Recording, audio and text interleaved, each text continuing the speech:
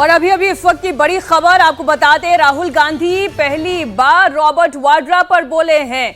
राहुल गांधी ने कहा 10 सालों से रॉबर्ट को परेशान किया जा रहा है, राजनीति की वजह से रॉबर्ट वाड्रा को परेशान किया जा रहा है। रॉबर्ट बहादुर हैं, आखिर में सत्य की ही जीत होगी। हमारे सहयोगी विजय लक्ष्मी इस खबर पर जुड़ गई हैं। विजय लक्ष्मी, इतने समय से मामला चल रहा है रॉबर्ट वाड्रा पर, लेकिन आखिरकार राहुल गांधी बोले हैं, क्या वजह रही? खुलकर बोले हैं राहुल गांधी।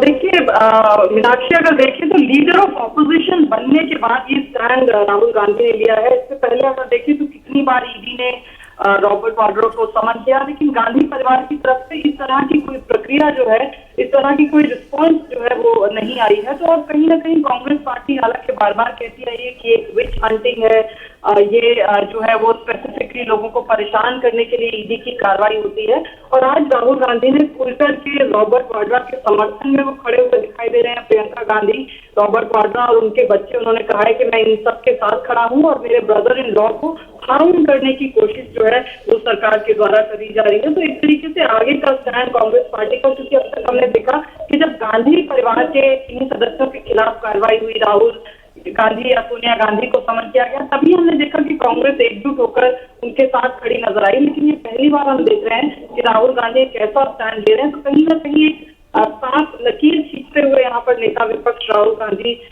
दिख रहे हैं कि अब ये कांग्रेस पार्टी की भी लड़ाई है, और अगर ऐसा होगा तो कांग्रेस पार्टी उनके साथ खड़ी एक तरीके से नजर आएगी। बिल्कुल विजय, जब राहुल गांधी और सोनिया गांधी को समन देकर पूछताछ के लिए बुलाया गया था तो हमने देखा था कांग्रेस के कार्यकर्ताओं ने जमकर प्रदर्शन किया था। अब राहुल गांधी के इस स्टैंड के बाद, उनके इस बयान के बाद क्या समझा जाए कि अब कांग्रेस पार्टी के कार्यकर्ता भी इस लड़ाई में कूदेंगे और फिर सड़कों पर संघर्ष देखने को मिलेगा?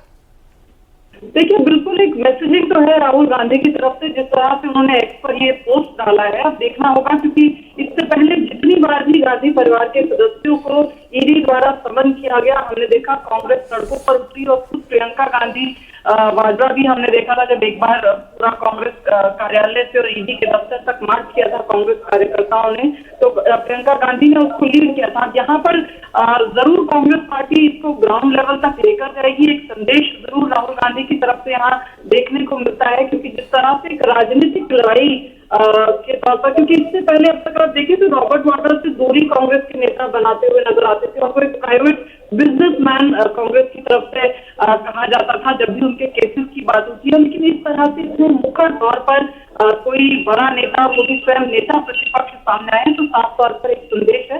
और आगे आने वाले दिनों में देखना होगा कि क्या कांग्रेस पार्टी दर्शकों को लेकर के भी लड़ाई को आगे जाती है। बिल्कुल विजय लक्ष्मी, आप बने रहे हमारे साथ। देखें, उन्होंने सोशल मीडिया एक्स पर भी अपनी बात लिखी है। उन्होंने कहा, my brother in law has been hounded by this government for the last 10 years.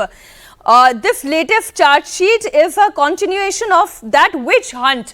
आप देखिए, witch hunt की वो बात कर रहे हैं कि टारगेट करके पिछले 10 सालों से लगातार रॉबर्ट को परेशान किया जा रहा है। कांग्रेस नेता प्रमोद तिवारी ने क्या कहा, वो भी आपको सुनाते हैं। इसके पन्ने पलट लीजिए।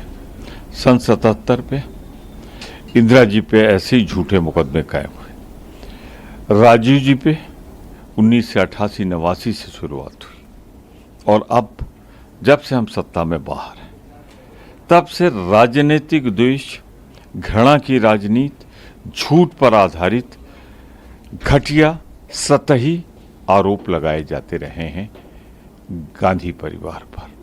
उसी श्रृंखला में एक नया चार्जशीट फाइल हुई है, जिसमें कोई तथ्य नहीं, कोई सच्चाई नहीं रॉबर्ट वाड्रा के खिलाफ, इसलिए कि वो इस परिवार के सदस्य हैं, जुड़े हुए। वक्त ने बार बार साबित किया कि भारतीय जनता पार्टी के ऐसे आरोप इंदिरा जी, राजीव जी और गांधी परिवार पर हमेशा न्यायपालिका के दहलीज को लांघ नहीं पाए, और सभी निर्दोष साबित हुए, झूठे निकले आरोप। इसमें भी यही होगा। लेकिन ये घटिया राजनीति